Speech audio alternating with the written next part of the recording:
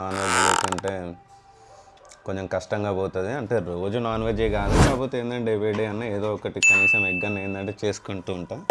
So మనం కూడా శివయ్య భక్తులం కాబట్టి సో నాన్ వెజ్ లేకున్నా కూడా వెజ్లోనే ఒక మంచి స్పెషల్ చేయబోతున్నా. అదేమనుకుంటున్నారా? మష్రూమ్ అండి.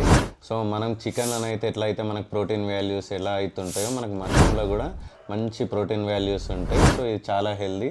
చాలామంది ఏంటంటే మష్రూమ్స్ అది ఎట్లుంటాయి ఏందో అనుకుంటారు. నేను చేసే రెసిపీని ఫాలో కండి, సూపర్ ఉంటుంది. మంచిగా లేకుంటే కామెంట్ సెక్షన్లో వేసుకోరు నన్ను.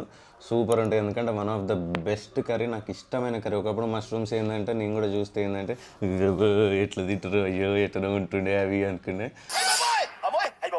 కాకపోతే ఒక్కసారి నేను టేస్ట్ చేసిన తర్వాత నేను ఎప్పటికీ మా ఫ్రిడ్జ్లో ఎప్పటికో ప్యాకెట్ ఉంటుంది. 50 రూపాయలు పెడితే ఒక ప్యాకెట్ అండి. 50 రూపాయలు పెడితే నీకు చికెన్ వస్తుందా?